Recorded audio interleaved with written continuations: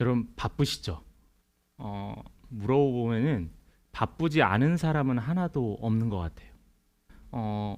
집에서 뭐 하냐라고 하는데도 집에서도 너무나 바쁩니다. 또 직장에서 휴일이 많다 할지라도 마음은 늘 분주하게 되더라고요. 그런데 이 바쁜 생활 가운데서 우리가 절차를 따지고 단계를 따지는 것은 왠지 괜한 에너지 낭비 같다는 생각이 들어요. 그래서 어떻게 하면 빨리 그것을 회복할 것인가, 빨리 그 목적에 도달할 것인가에 대해서 우리는 늘 탐구하고 연구하고 있습니다. 그래서 어떻게 하면 더 빨리 성공하는 방법.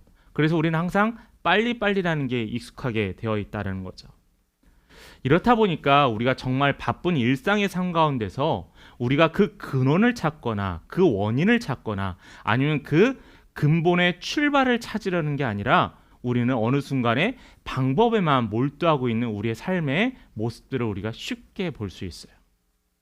그래서 우리는 어떻게 하면 이 방법적으로 빨리 극복할 것인가, 어떻게 하면 이 좋은 방법들을 우리가 유지할 것인가에 대해서 우리는 늘 탐구하고 있다라는 겁니다. 지난주에도 제가 예화 때 누가복음을 말씀을 나누면서 이야기했던 게 있는데 공부하는 학생한테 여러분 공부하는 방법을 찾거나 공부하는 목적을 가지고 공부를 시작해야지 어떻게 하면 성적을 잘 받을지에 대해서만 우리가 몰두하면서 공부를 한다면은 어느 순간에 벽에 막히게 되더라고요. 내가 왜 공부를 해야 돼? 다른 사람들이 이렇게 성공하는데 꼭 내가 공부를 해야 성공할 수 있을까라는 질문을 스스로 던지게 되더라고요. 저도 최근 제 첫째 딸한테 그 이야기를 동일하게 질문받았습니다. 왜냐하면 공부하는 이유와 목적을 모르기 때문에요. 그런데 우리의 신앙의 삶, 아니 우리의 전체 삶에서도 동일합니다. 우리가 왜 살아야 되는지, 우리가 왜 존재해야 되는지에 대한 질문에 대하면 찾지 않고 우리는 계속 물질과 또한 여유와 삶의 풍요로움만 바라본다면 우리는 결국 어떻게 되냐면은 나중에 목적을 잃는 삶이 되고 말아요. 오늘 말씀의 제목은 팬인가 제자인가라는 말씀의 제목입니다. 혹시 여러분 이거 익숙하시죠? 2012년도에 나왔던 책이고 최근 한 3년 전인가 다시 증보되고 개정돼서 출판된 책입니다. 이 책이 나왔을 때 상당히 제목 자체만으로도 엄청난 많은 센세이션을 일으켰었어요.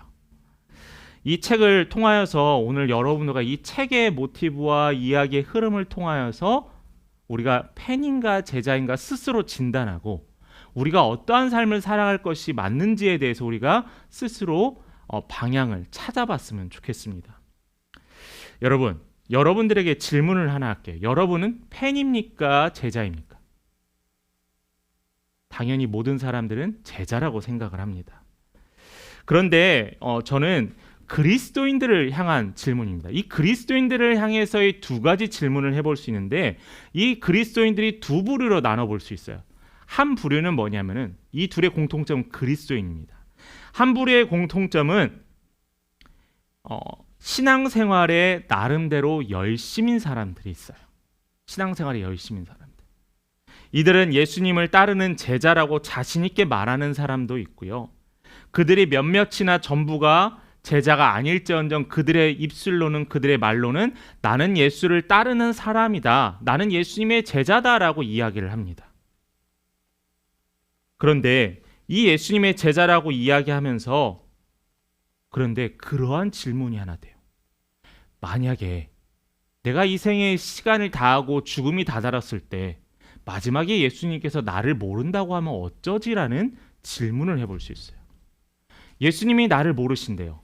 내가 그렇게 몇십 년간 수십 년간 시간을 들이고 물질을 들이면서 하나님을 향해서 헌신했는데 예수님이 나를 모르신대요.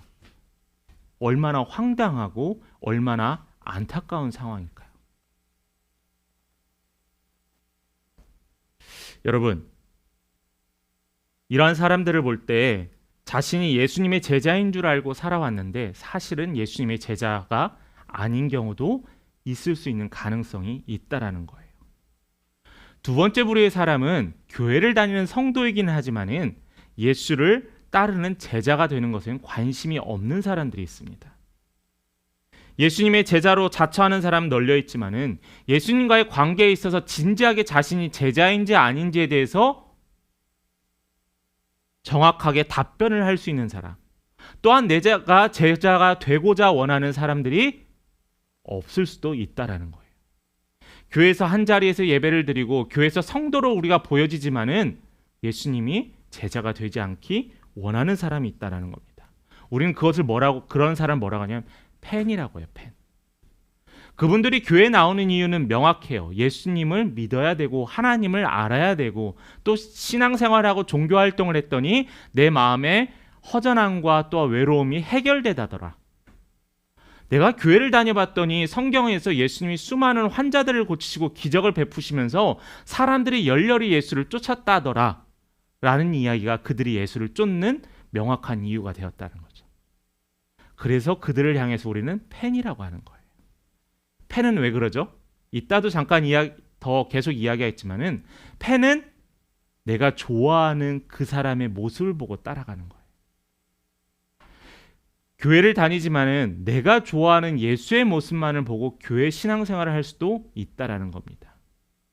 그러기에 우리는 제자가 되기 바라야 되고요. 제자를 위해서 힘써야 한다는 겁니다.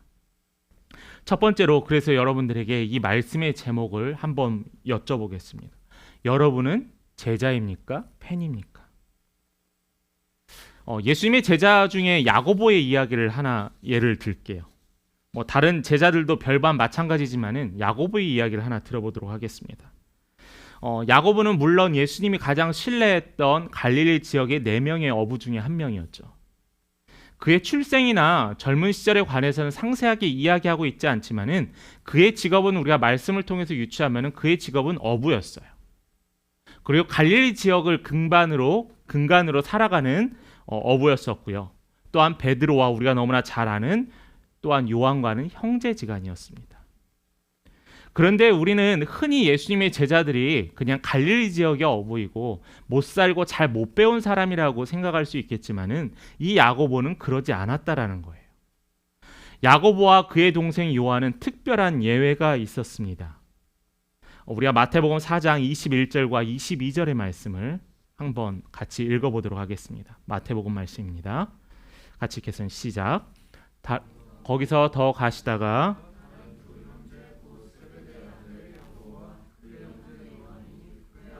세베대와 함께 배에서 금을 깁는 것을 보시고 부르니 그들이 곧 배와 아버지를 버려두고 예수를 따르니라. 우리가 생각하는 예수님의 제자들은 동일한 단계가 있어요. 예수님께서 그들을 부르셨더니 그들이 예수님의 부름에 응답하였습니다. 그래서 우리는 그렇게 생각하죠. 저들이 믿음이 없는데 저들이 이제 신앙생활을 시작하는데 예수님의 부름에 그들이 자신의 온 삶을 헌신하기로 다짐하는 것, 우리도 예수님의 제자의 부름에 응답하십시다 라고 이야기합니다. 그때는 성령님의 도움으로 그렇게 할 수 있다라고 생각해요. 근데 그 조건이 뭐예요? 성령님이 계셨다라는 거예요. 그러나 그들의 삶에서는 예수를 따르는 목적이 달랐다라는 겁니다. 예수님을 따르는데 우선 먼저 야고보는 누구를 버렸다라고 했죠? 바로 아버지 세베대를 품꾼들과 함께 배에 버려두었다라고 했습니다. 이 말씀을 보았을 때 야고보는 그냥 단순한 어부가 아니었어요. 엄청난 재산과 부를 소유했던 부유한 어부의 아들이었다라는 겁니다. 그럼 자연스럽게 부유한 아버지의 재산을 이어받아서 부유하게 살 수 있었던 야망도 있었던 풍요로움의 조건도 있었던 이 야고보가 예수를 따르게 되었어요. 예수를 따랐던 다른 이유는 다른 것이 아니라 바로 우리가 마가복음 10장의 말씀을 보면 우리가 알아볼 수 있습니다. 제가 읽겠습니다. 세베대의 아들 야고보와 요한이 주께 나와 여짜오되 선생님이여 무엇이든지 우리가 구하는 바를 우리에게 하여 주시기를 원하나이다. 이르시되 너희에게 무엇을 하여 주기를 원하느냐? 여짜오되 주의 영광 중에서 우리를 하나는 주의 우편에 하나는 좌편에 앉게 하여 주옵소서라고 했어요. 예수를 거침없이 따랐던 모든 것을 버려두고 모든 야망을 버려두고 따랐던 야고보가 마가복음의 말씀에서는 주님 제가 당신을 따랐는데 당신의 우편에 내가 앉기를 원합니다라고 이야기하는 거예요. 그렇다면 이 말씀을 통해서 우리가 유추할 수 있는 것은 야고보는 아버지가 가지고 있는 재산의 풍요로움을 향한 부유함 또한 신분 상승의 야망보다 이 예수라는 사람을 따라서 내가 얻게 될 야망이 크다라는 것을 평가했다라는 거예요. 그렇다면은 이 야고보는 바로 예수를 하나님의 아들 메시아로 따랐던 게 아니라 자신의 목적을 위한 도구였다라는 거예요. 자신의 야망을, 자신의 목적과 자신의 비전을 채우기 위한 더 큰 가능성이 있었기 때문에 예수를 따랐다라는 겁니다. 바로 예수를 정치적 메시아라고 여겼어요. 그랬기 때문에 당신의 우편에 좌편에 앉혀달라는 요청을 했던 겁니다. 이들이 언제 제대로 된 예수의 제자가 되냐면은 바로 예수가 십자가에 못 박혔을 때. 그 전에는 예수님을 잡으러 온 군인들을 피해서 도망갔고요. 예수님이 십자가에 달렸을 때 사람들이 저들도 예수의 제자라는 말에 두려워서 그들은 도망갔습니다. 그랬던 야고보가 십자가에서 돌아가시고 부활하신 예수 그리스도를 봤더니 그가 변하게 되었어요. 성령님을 체험했더니 그의 삶이 변하게 되었다는 거죠. 그래서 그는 훗날 12사도 가운데 가장 먼저 교회를 세우며 이 땅의 순교의 제물로 피를 흘리게 되었습니다. 맨 처음의 시작은 팬으로서 자신의 야망을 이루기 위한 도구로 예수를 쫓았다면은 그가 경험하고 체험한 부활의 신앙을 경험하고 성령님과 동행하면서 그는 이제 열광하는 것이 아니라 예수의 제자가 되기로 결단했다라는 거예요. 제자가 되기 위한 방법이 있습니다. 그 두 번째가 예수를 따르십시오. 오늘 본문의 말씀 9장 23절의 말씀 우리 함께 같이 봉독합니다. 9장 23절의 말씀입니다. 같이 읽습니다. 시작. 또 무리에게 이르시되 아무든지 나를 따라오려거든 자기를 부인하고. 자, 여기 말씀에서 여러분 무엇에 집중하냐면은 따라오려거든요. 따라오려거든. 제자 훈련의 가장 중심은 뭐냐면은 따라오려거든요. 신앙생활의 가장 중요한 포인트는 예수를 따라간다라는 결단이 있어야 한다는 거예요. 그냥 내가 보고 싶은 예수, 내가 따르고 싶은 예수가 아니라 내가 따르길 원한다라고 결단하는 그 결단의 시간이 필요하다는 거예요. 그게 바로 예수님이 원하시는 제자의 모습입니다. 예수님의 제자 훈련의 중요한 점은 바로 이처럼 예수를 따르는 삶이에요. 방금 전에 살펴봤던 야고보와 마찬가지로 다른 제자들도 예수님께서 부르셨습니다. 마태도 부르셨고요. 가룟 유다도 부르셨습니다. 부르시면서 그 12명의 제자들과 예수님은 3년의 시간 동안 공생애의 사역을 보내셨어요. 3년, 말이 쉽지 3년은 정말 긴 시간입니다.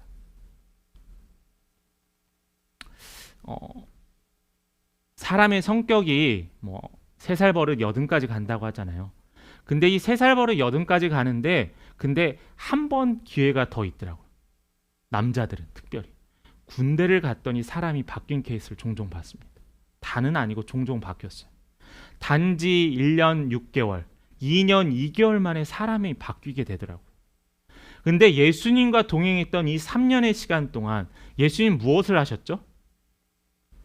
예수님께서는 그 제자들을 통하여서 병든 자를 고치시고 귀신 들린 자를 치료하셨어요. 그들과 함께 먹고 마시고 그들과 함께 시간을 보냈습니다. 그게 누가 하셨던 일이냐면 바로 예수 그리스도가 하셨던 일이에요. 그런 거 있잖아요.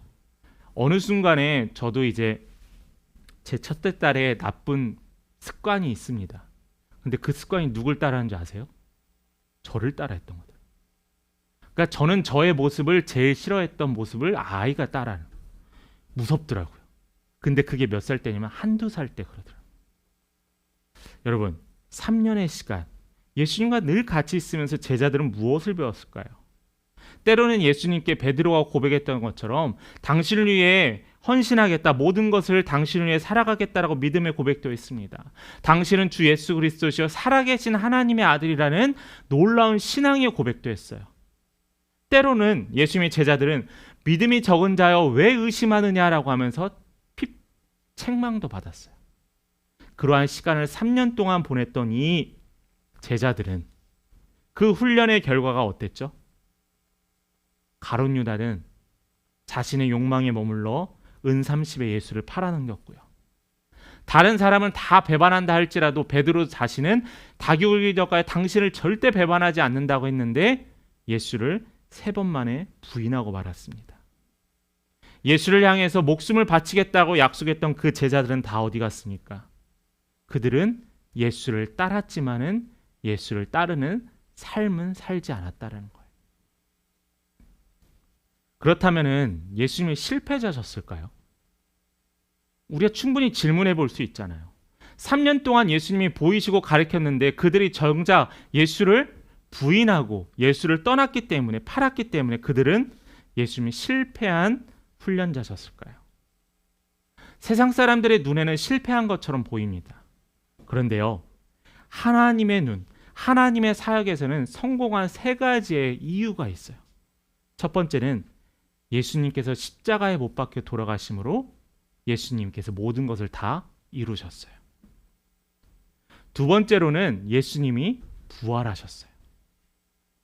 그리고 세 번째로는 이 예수를 배반하여 떠났던 이 예수님의 제자들이 교회의 주춧돌이 되고 순교자의 피로 흘리게 되고 이 땅에 복음의 씨앗을 뿌리는 놀라운 사명을 감당하게 되었다라는 거예요. 예수님이 실패자셨을까요? 아니요. 예수님은 성공한 훈련자셨습니다.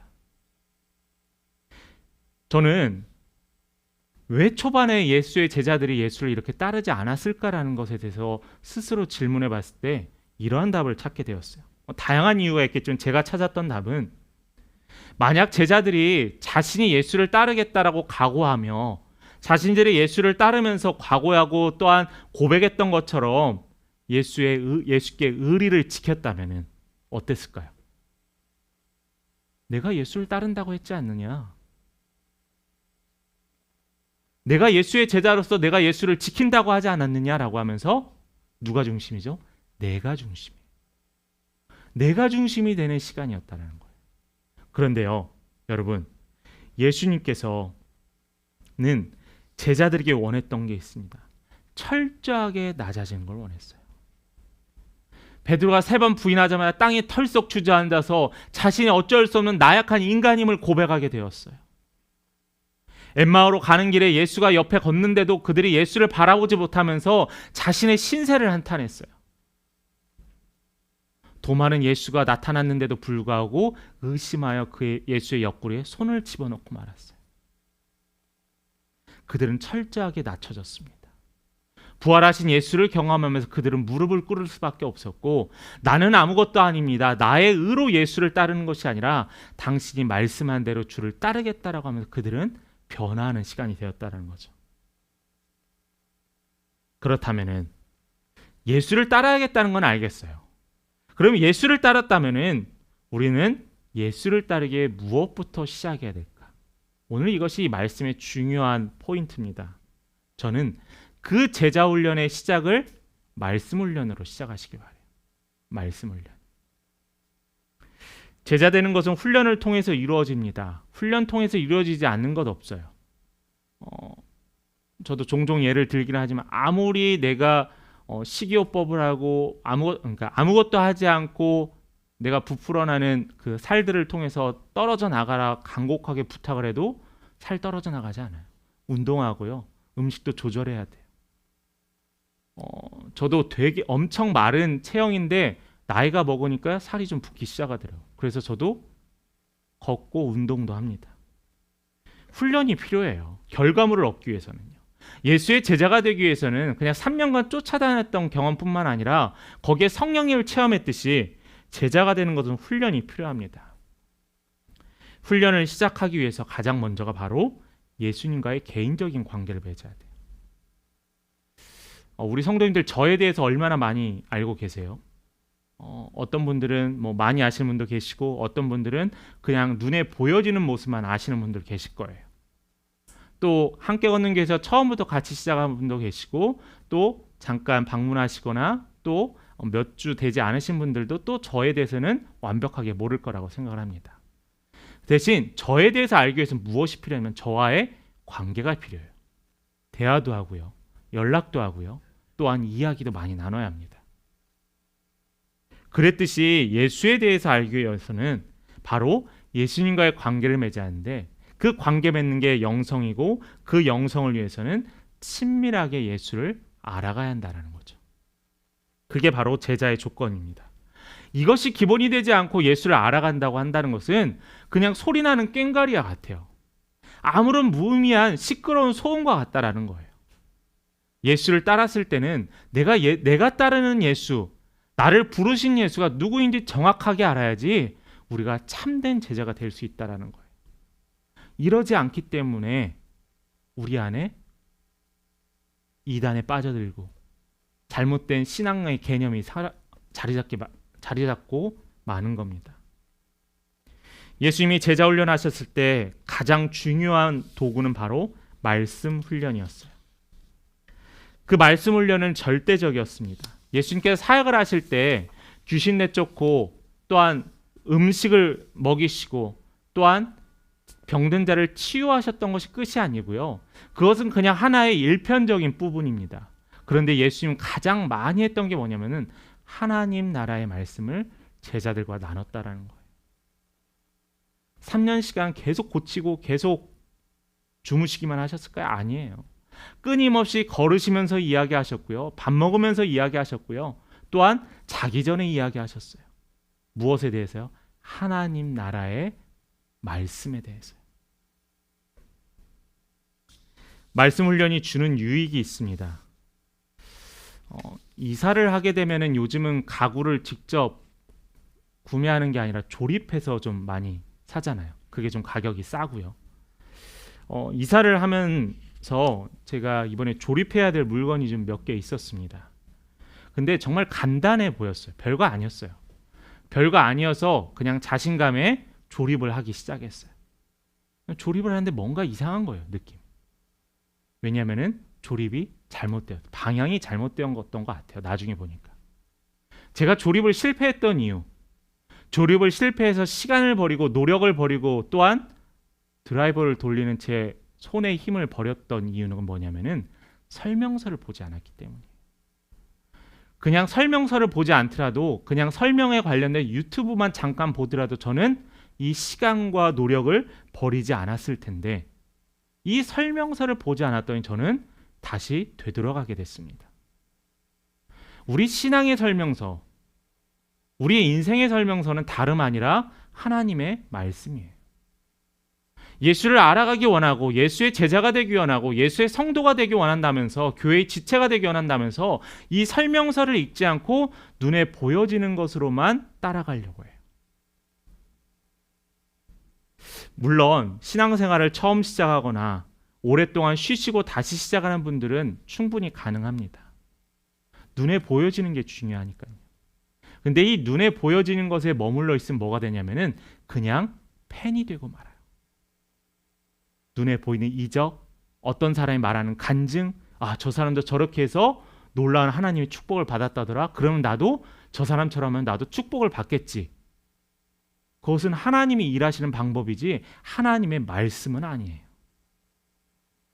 모든 사람에게 동일하게 일하시는 하나님이 아니에요. 왜냐하면 모든 사람이 다른 상황에 처했기 때문이죠. 그래서 저는 여러분들이 이 설명서를 읽기 원합니다. 실수를 줄이고 돌아가지 않기 위해서 여러분 이 설명서를 읽게, 하나님의 말씀인 설명서를 읽으시길 바라요.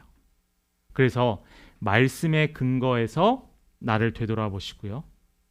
말씀을 훈련받아야 우리가 순종할 수 있습니다. 또한 우리가 이 말씀을 알아야 믿음의 온전한 교제가 가능하다라는 거예요. 그냥 우리가 주일 예배 마치고 나누는 이 모임, 소모임이 그냥 신변잡기 아니에요. 어떻게 살았어요? 잘 됐대요. 뭐 차를 구매했어요. 집을 샀어요. 자녀가 학교에 갔어요. 선생님이 바뀌었어요. 그런 걸 알기 위한 것이 이 나눔의 목적이 아니에요. 이러한 일들을 통해서 하나님께서 어떻게 일하셨는지를 나누는 것이 나눔의 목적입니다. 성령님께서 동행하시는 은혜의 자리, 내가 저 사람을 안다고 할지만은 그것은 단편적인 부분일 뿐이에요. 함께 배우고 함께 나누고 함께 친밀한 교제가 있어야지 우리는 성장할 수 있습니다. 여러분 대화 제일 많이 하시는 분이 누구세요? 부부이죠. 목사님 저희는 부부지간에 별로 대화가 없는데 하면은 좀 집에 가서 다시 한번 가정생활을 되돌아보시기 바랍니다. 부부간에 그리고 가장 많이 다투고 가장 많이 의견이 대립되는 사람이 누구죠? 부부예요. 그런데 여러분, 여러분들의 부부의 대화 중에서 신앙의 대화는 얼마나 있으세요? 부부의 대화 중에서 믿음에 관련된 대화는 얼마만큼 있으세요? 교회가 어땠다 하더라, 교회가 이렇다 하더라, 그거 믿음의 대화가 아니에요. 믿음의 대화는 뭐냐면은 나의 삶 속에서 일하시는 하나님, 우리 교회를 통해서 일하시는 하나님, 우리 가정을 통해서 이끄시는 하나님에 대해서 이야기하는 것이 바로 믿음의 대화라는 거예요. 부부가 또한 우리 교회 성도들이 믿음의 교제를 위해서 시간을 투자해야 합니다. 내 믿음이 성장하지 않는 거요, 내 믿음이 흔들리는 이유요, 다른 것이 아니에요. 가장 먼저 그 출발점인 하나님의 말씀에 내가 올바로 알고 순종하며 살아가느냐를 스스로 질문해 보시기 바랍니다. 저는 신앙생활을 오래 하면서 많이 보는 실수가 뭐냐면은, 신앙생활을 오래 하신 분들, 특별히 믿음이 확고하신 분들은 자신의 기준이 아주 뚜렷합니다. 당연할 수 있어요. 그런데 이 자신의 기준이 하나님의 기준을 넘어설 때가 있더라고요. 하나님께서는 이러라고 이야기하시고 이렇게 따라오라고 이야기하는데 나는 자꾸 나의 기준으로 말면 나의 선을 긋고 말아요. 그것은 하나님의 복음이 아니라 내가 복음이라는 거예요. 내가 왜 복음이 돼요? 내가 만들어 놓은 기준이 어떻게 하나님의 말씀이 기준이 됩니까? 주님과 가까워지는 은혜의 시간, 이 말씀의 훈련으로 여러분 도전받으시기 바라요. 말씀을 통한 제자 훈련을 시작하면서 그 실천의 장소는 간략하게만 이야기하는 삶의 장소여야 합니다. 펜은 예수님의 가르침을 또한 기적을 원하지만은 예수님은 우리의 특별한 한 부분이 아니라 우리의 삶의 전인적인 부분을 뒤흔들어 놓기를 원하시는 거예요. 예수님이 사역 당시 말하셨던 하나님의 아들이라는 이 말 한마디가 그 당시 유대인들, 하나님을 따르는 모든 유대인들의 세계에서는 그들의 삶을 뒤흔들 만한 놀라운 소식이었어요. 여러분, 하나님의 말씀은요, 내 삶에서 지속적인 변화를 요구합니다. 하나님의 말씀은요, 읽을 때마다 내 삶에 하나님의 가르침이 눈에 보이기 시작해요. 여러분, 말씀을 사모하시고 말씀 따라가시는 우리 귀한 믿음의 성도 되시길 바랍니다. 말씀을 마무리합니다. 제가 한 고백을 합니다. 제가 한 연예인을 좋아하게 되었습니다. 심각하게 받아들이지 마세요. 그래서 그 연예인의 팬이 되기로 했어요. 근데 그 연예인의 팬이 되다 보니까 시간이 지나면서 그 팬에 대해서 실망한 모습이 눈에 보이기 시작하는 거예요. 그래서 저는 팬을 더 이상 안 하기로 했습니다. 팬이 되느냐 안 하느냐의 의사결정 기준은 누구죠? 나예요. 자, 그렇다면은 예수님입니다. 예수님의 제자는 달라요. 예수님이 부르셨어요. 예수님의 부름에 우리는 응답했습니다. 그러면서 노력했고요. 예수의 말씀이 무엇을 이야기하시고 무엇을 말씀하신지 그 설명서를 사랑하고 공부하기 시작했습니다. 여러분, 예수의 제자는요, 한 부분을 좋아하는 것이 아니라 전체를, 모든 것을 좋아하는 겁니다. 또 하나 비교해 볼게요. 펜을요. 펜 활동으로 인해서 모든 시간을 초반에는 집중을 했어요.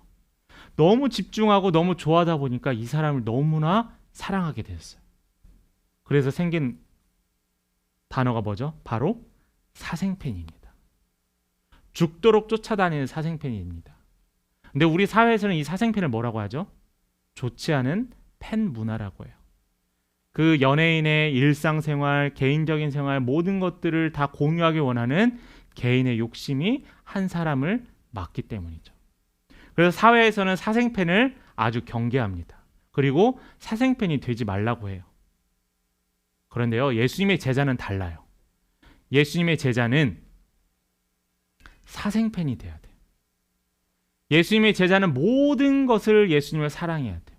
예수님의 일거수일투족, 예수님이 하신 말씀 하나하나를 쫓아가야 돼요.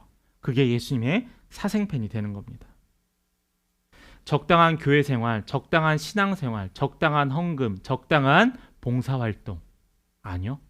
예수님은 모든 것을 원하세요.